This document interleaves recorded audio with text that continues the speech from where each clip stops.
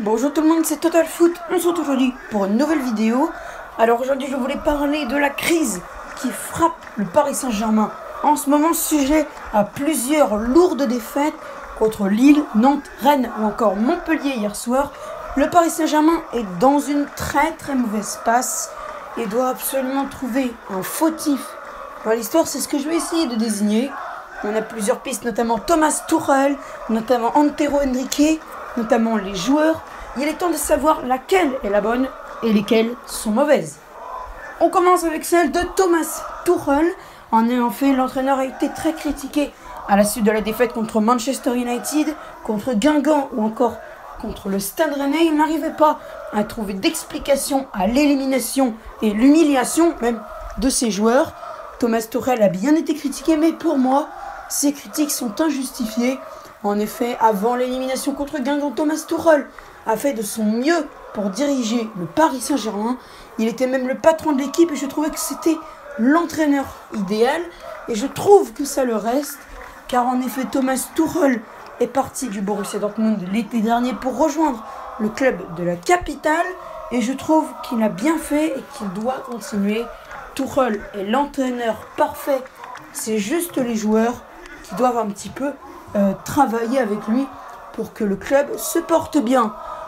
On commence avec la deuxième piste maintenant. Antero Henrique, le directeur sportif du Paris Saint-Germain, chargé notamment du recrutement, a été notamment mis en cause lors de la défaite contre Man United.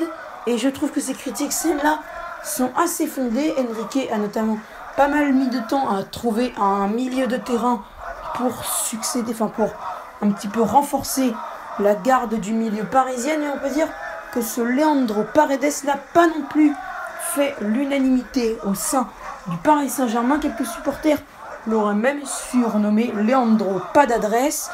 En effet, Paredes ne fait pas bonne impression du côté des Parisiens, mais ce n'est pas le seul. En effet, Eric Maxime, Choupo-Moting ou encore Thilo Kehrer sont en train de sombrer du côté mauvais de la force, du côté des Parisiens, qui ne veulent qu'absolument que Kehrer, Choupo-Moting et Paredes s'en aillent au mercato. Antero Henrique, d'ailleurs, je crois que c'est officiel, va quitter le Paris Saint-Germain à l'été prochain.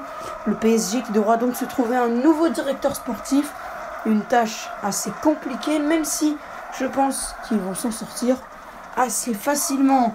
Marseille allait se débarrasser aussi peut-être d'Andoni Zubizarreta. Peut-être que le Paris Saint-Germain pourrait le recruter, mais passer de Marseille à Paris n'est pas si facile que ça, Andoni Zubizarreta.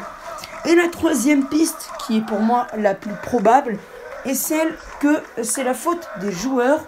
En effet, c'est vrai que les joueurs ont montré un petit peu de la faiblesse, de la fatigue et un petit peu de l'ennui dans les derniers matchs, notamment contre le Montpellier, où ils ne faisaient pas trop attention au ballon.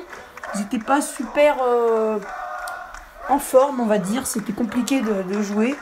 Pour moi, c'est les joueurs qui doivent y mettre un petit peu plus de leur, parce que, oui, d'accord, ils sont fatigués.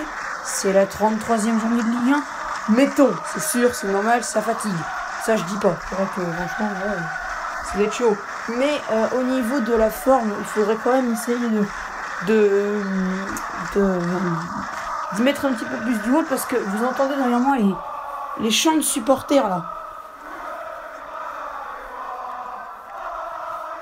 Voilà, ça c'est chants de supporters, c'est ce que les ultra parisiens, ils chantent dans les stades, ils se mettent dans le cop et puis ils chantent ça là.